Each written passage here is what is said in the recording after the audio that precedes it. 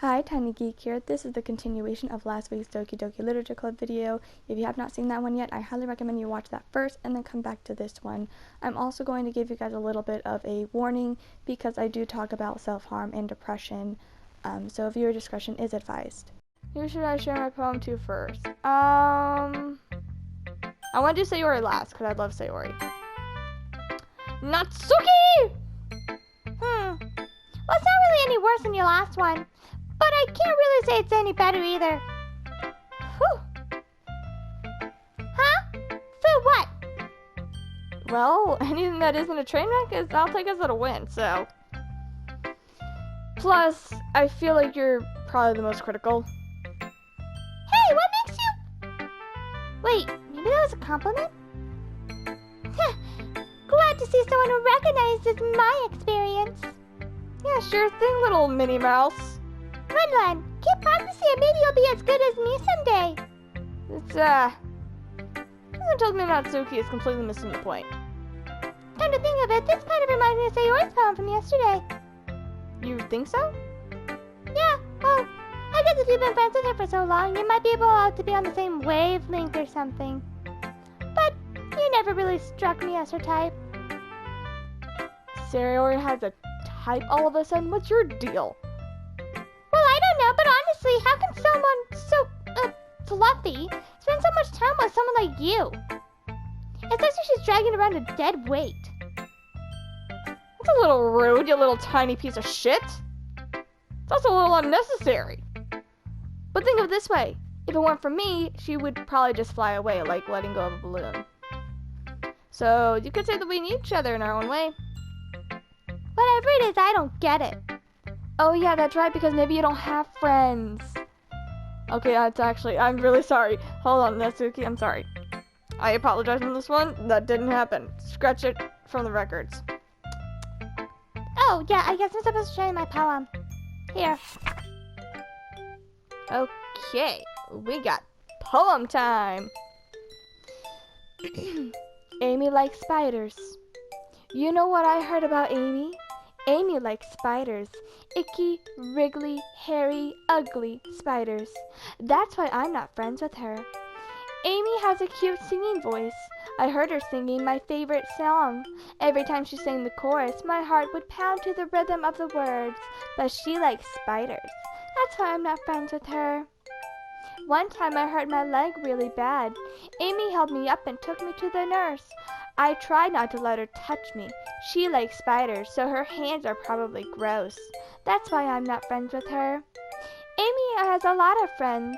I always see her talking to people. She probably talks about spiders. What if her friends start to like spiders too? That's why I'm not friends with her. It doesn't matter if she has other hobbies. It doesn't matter if she keeps it private. It doesn't matter if it doesn't hurt anyone. It's gross. She's gross. The world is better off without spider lovers. And I'm gonna tell everyone. I have a theory. Reading the last word, like the last sections, like the last one specifically, I'm going to tell everyone, means that she knows information. Natsuki knows information about someone. And like she knows some dirt. And it might be like, they call it a spider in this situation, but like, she knows information about something. And she's going to exert it from everyone. And she doesn't want to be friends with whoever this is. But that's my theory. It's not perfect, but it's my theory. Not bad, right? Totally not bad, but something seems off. What do you know, Natsuki? I might have been rude with you for a second. I apologize for it. So what do you know? Because you know something. I feel like I am maybe overlooking this, or maybe I'm looking too much into this. But there is something off. Anyway, yeah, it's quite a bit longer than yesterday's. Yesterday's was way too short, so I was just warming up. I hope you didn't think it was, like, the best that I could do. No, I never thought it at all. Anyway, the message is pretty straightforward in this poem. I thought I'd have to explain it. Sometimes you can explain complicated issues with such simpler analogies, and it helps people realize how stupid they're being. Like, everyone would agree that the subject of this poem is an ignorant jerk. Do you actually know people like this? Of course, that's how everyone thinks my... That doesn't even matter. It can't be about anything. I wrote it to be easy to relate to. Everyone has some kind of weird hobby or guilty pleasure. Something that you're afraid of if people find out. They'd make fun of you or think less of you. Yeah, like my channel. Anyway, proceed, Natsuki. But that doesn't mean that people are stupid. Who cares what someone likes as long as they're not hurting anyone and it makes them happy? I think people really need to learn to respect others for liking their weird things. Well, you're right on that one. At least I can relate to it. For reasons that I'm not going to talk about. Anyway, I'm sure a lot of other people can relate to that too. That is what I do best, after all. I don't like writing unless there's a good message to take away from it. Like, conveying emotions is important. But I want to make people feel... Oh, not just feel, but to let them think. People have brains. So remember that. Remember that people have brains. Okay. I'm going to write a good one for tomorrow, too. So look forward to that one. Alright. Yuri. Hi. Let's see what you've written for today. Well done, Cheryl. Your skills are already improving. Really? Thanks. Coming from you, that actually means a lot. Oh? It's nothing. I'm just happy to help inspire fellow writers. You know, I know that you're new to this, so don't worry so much if it seems like you can get your poem to feel perfect. You don't need to be afraid of a little bit more daring. Metaphors can actually go a long way. So don't feel like you need to worry about your brain turning a bunch of gears. Try letting your mind wander through your feelings and write them down whenever you get to see and hear them. That's one way to truly enable your reader to see into your mind. It's a very intimate exercise. See that. Certainly interesting technique. Thank you for sharing that. I have, an example of that, if you'd like to read. Sure. Is this the poem that you wrote for today? Yuri nods and timidly hands me her poem. Fancy handwriting. The raccoon. It happened in the dead of night, while I was slicing bread for a guilty snack. My attention was caught by the scuttering of a raccoon outside my window. That was, I believe, the first time I noticed my strange tendencies as an unordinary human. I gave the raccoon a piece of bread. My subconscious went aware of the consequences. Well aware that a raccoon that is fed will always come back for more. The enticing beauty of my cutting knife was the symptom. The bread, my hungry curiosity. The raccoon, an urge. The moon increments its place and reflects that much more light off of my cutting knife. The very same light that glistens in the eyes of my raccoon friend. I slice the bread, fresh and soft. The raccoon becomes excited, or perhaps I am merely projecting my emotions into the newly satisfied animal. The raccoon has taken to following me. You could see that we've gotten quite used to each other. The raccoon becomes hungry more and more frequently, so my bread is always handy. Every time I brandish my cutting knife, the raccoon shows me its excitement. A rush of blood. Classic provolation conditioning. I slice the bread, and I feed myself again. This sounds really dark. This sounds super morbid. And she said it's all a metaphor. So, the only thing I can think of is, maybe at one point she may have had an accident where she accidentally, cut herself or something. Because they mention in the last little bit, in the last section, they say on the last couple of sentences, a rush of blood. Classic Pavlovian conditioning. I slice the bread and I feed myself again. So, it even said earlier that the raccoon is an urge. The bread is her hungry curiosity. And the cutting knife was a symptom. So, what if knife is an actual object. Because it started with slicing bread for a guilty snack. So maybe she was actually cutting a piece of bread or something. Maybe she accidentally cut her finger, which then got the attention of a raccoon, which the raccoon then became that urge, because it says that the raccoon was an urge, and they took the raccoon as a metaphor for this urge to, for some reason, continue to cut themselves, I can only assume, because they also mentioned that the bread is fresh and soft. And that, for some reason, is making me think of human skin. I don't know why, but it does. And I don't really like that. That's kind of unsettling to me, and this is a very dark poem. Maybe I'm looking too much into this, but something doesn't seem right. But reading this poem doesn't seem good, because these 3 lines specifically of the enticing beauty of my cutting knife was the symptom. The bread, my hungry curiosity, and the raccoon, an urge.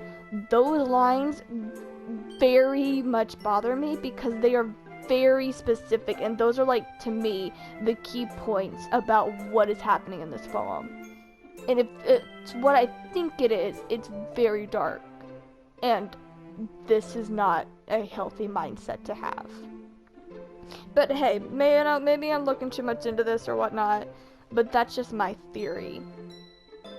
And that's interesting. I was a bit more daring with this one than yesterday's. Yeah, I can see that. It's a lot more metaphorical.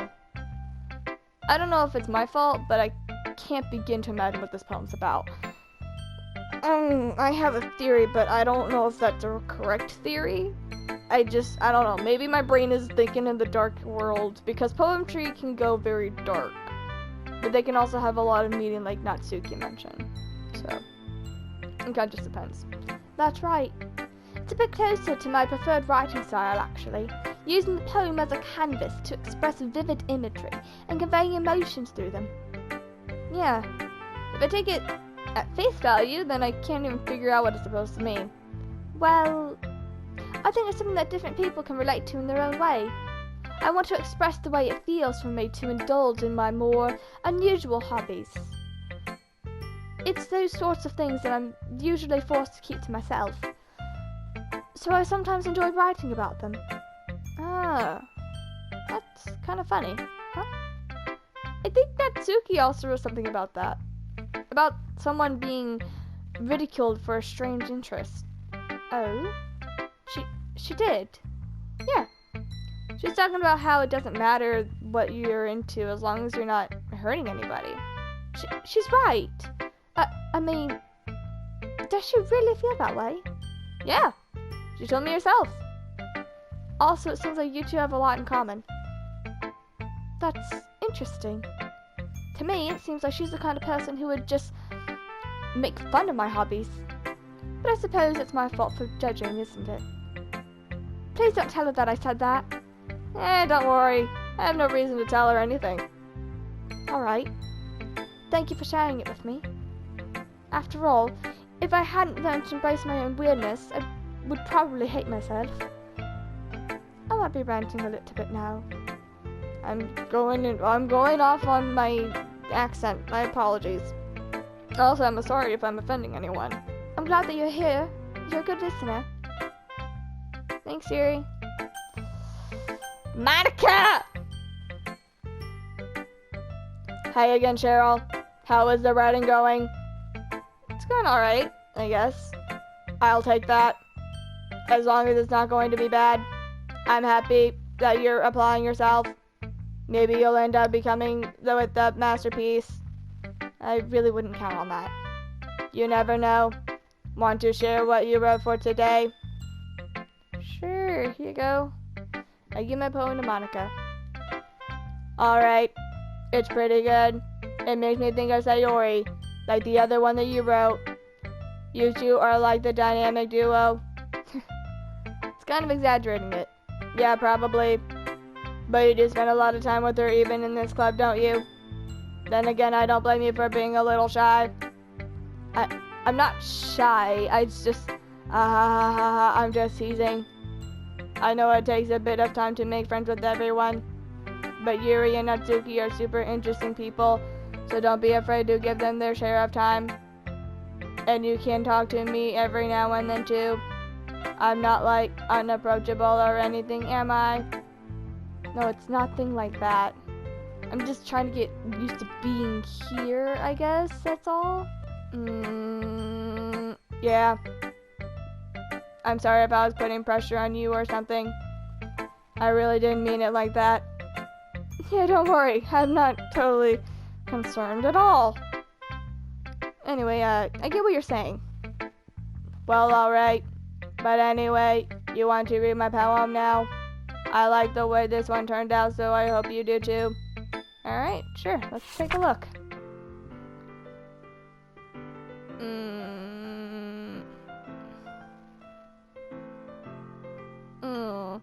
I just read the word save me and I'm already concerned. I don't know what kind of save me am I talking about. Save me. The colors, they won't stop. Bright, beautiful colors, flashing, expanding, piercing, red, green, blue, and endless cacophony of meaningless noise. The noise, it won't stop.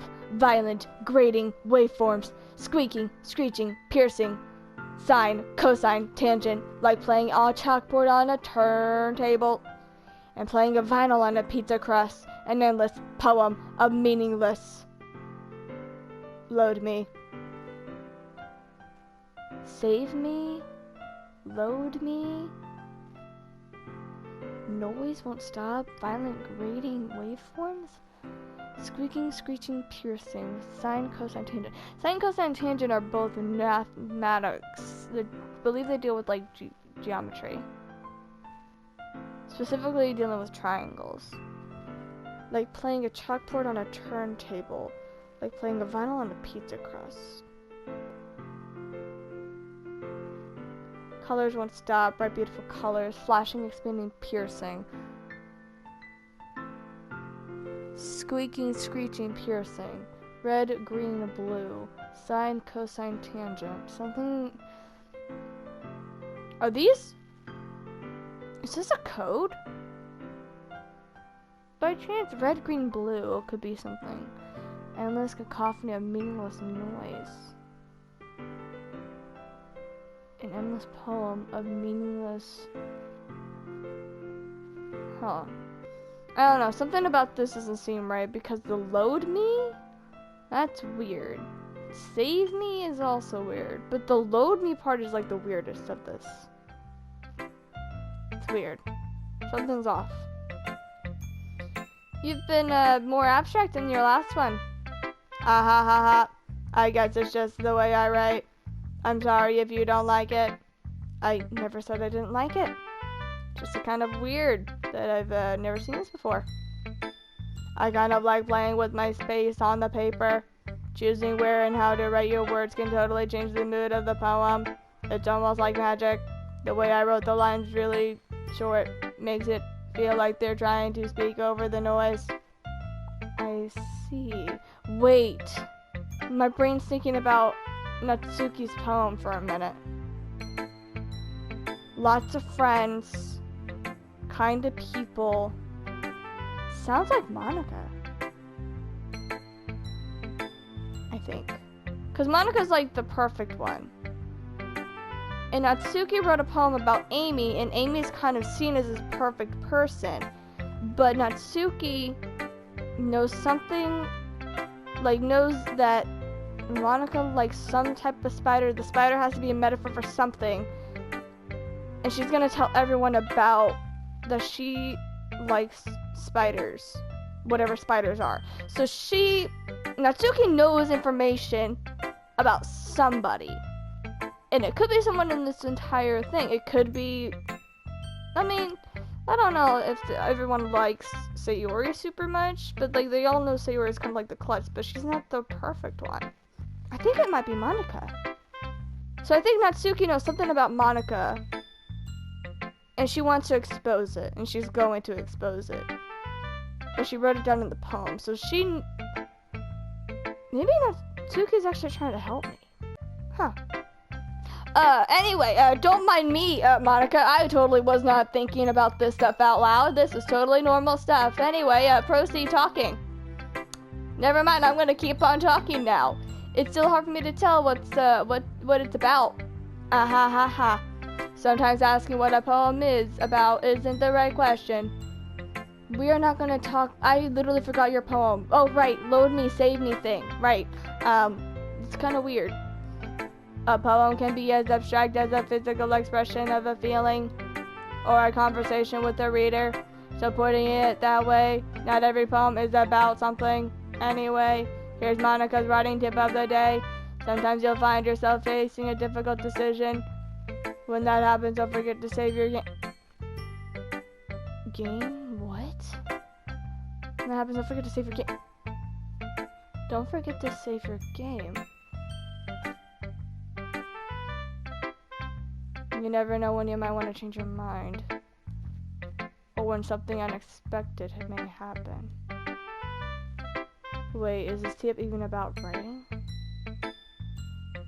Monica, are you okay? What the hell is this? What am I even talking about? Ah ha ha ha. That's my advice for today. What the hell, Monica? What the hell? Thanks for listening. Monica, what the fuck? Monica has some dark shit. I think she's trying to break the fourth wall. Wait! What if Monica's trying to break the fourth wall and Natsuki knows that she's trying to destroy something?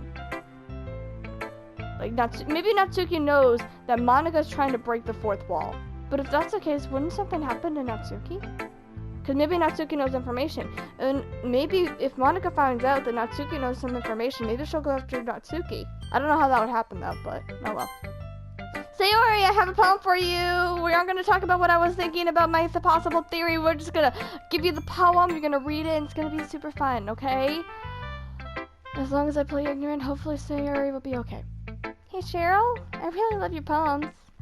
And I can't believe you've been hiding these from me. Not hiding anything, Sayori. But your poems are so good. Yesterday and this one too. You can't tell me that you haven't done this before. I mean, you're really the only one who really feels that way. Huh? No way! Not even Natsuki? I mean, I guess Natsuki is the least likely to admit how much she likes something.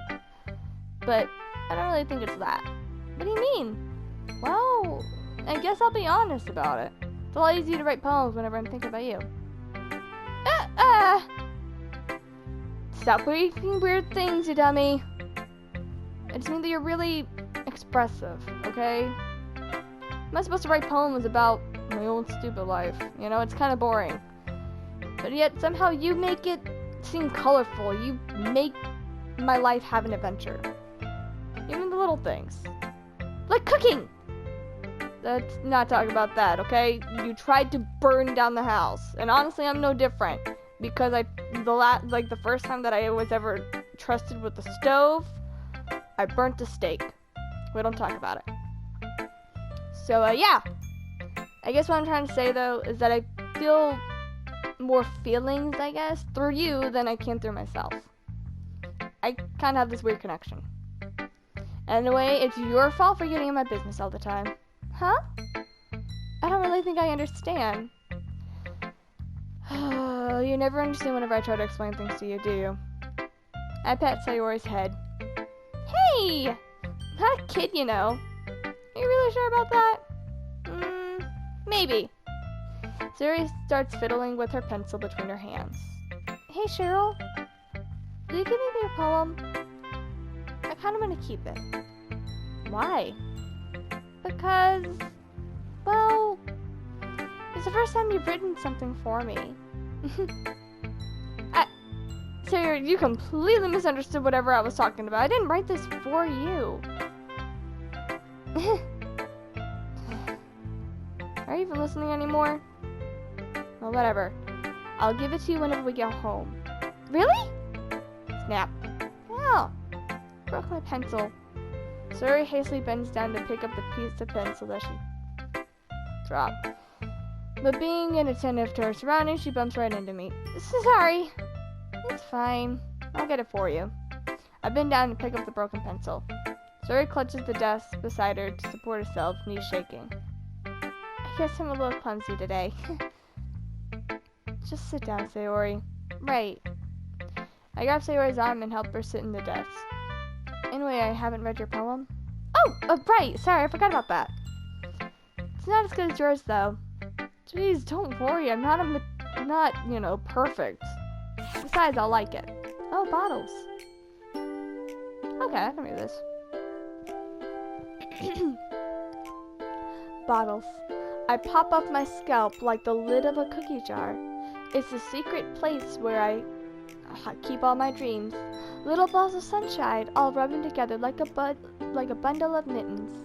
I reach inside with my thumb and forefinger and pluck one out.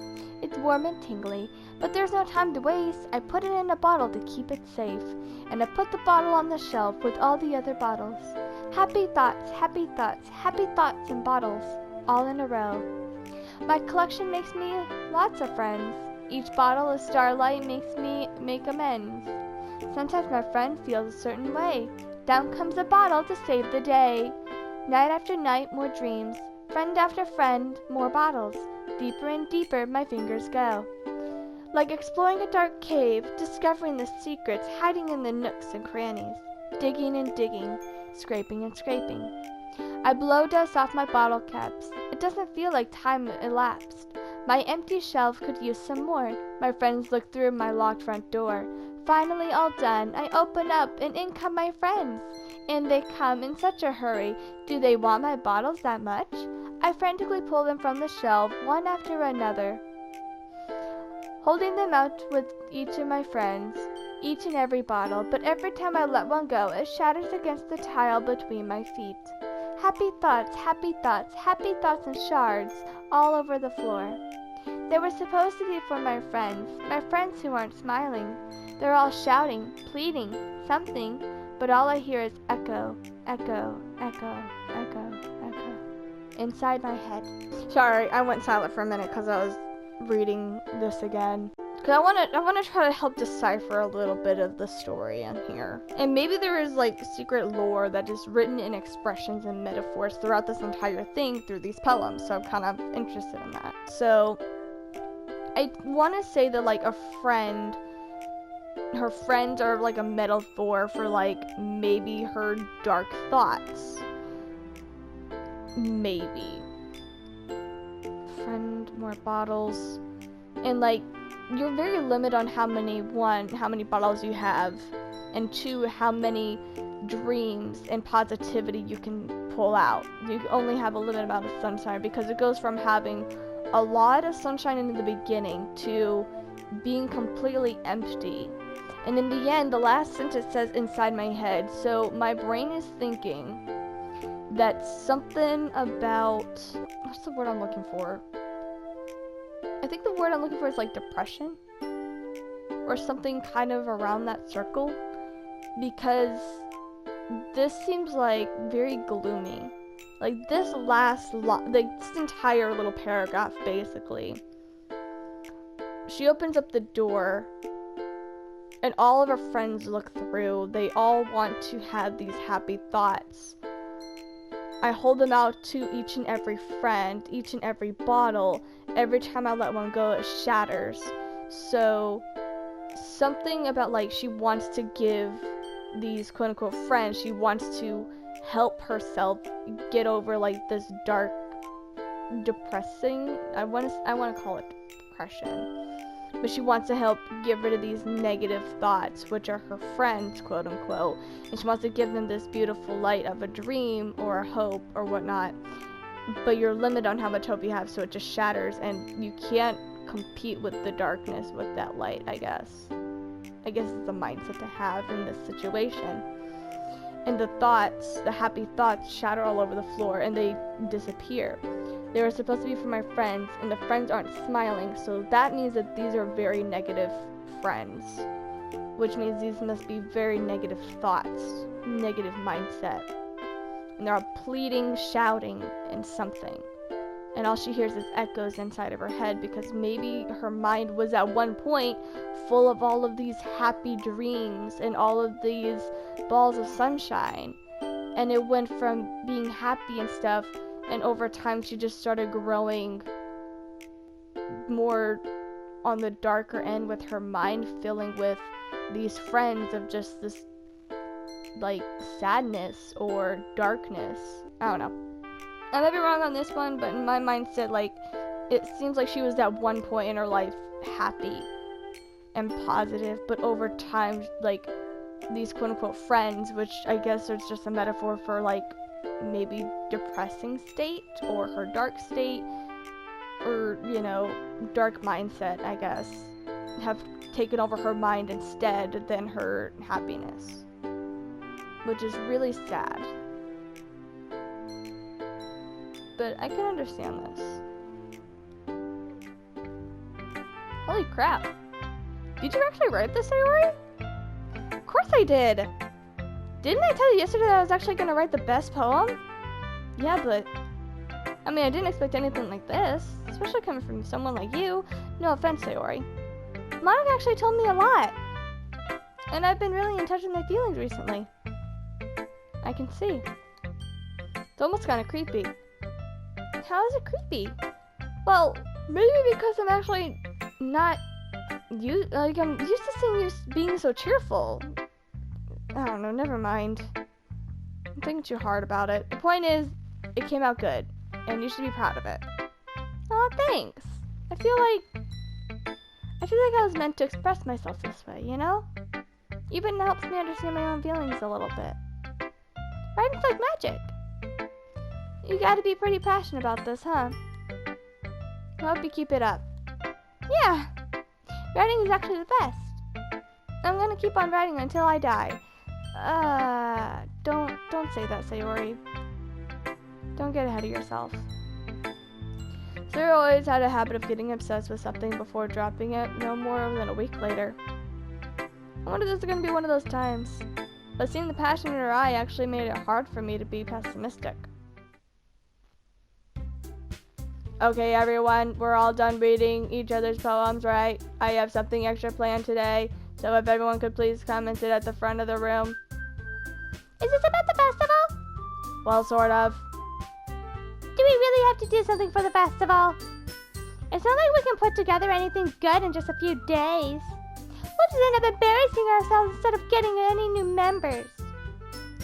That's a concern of mine as well. I don't really do well with the last-minute preparations. Don't worry so much. We're going to keep it simple, okay? We don't need much more than a few decorations.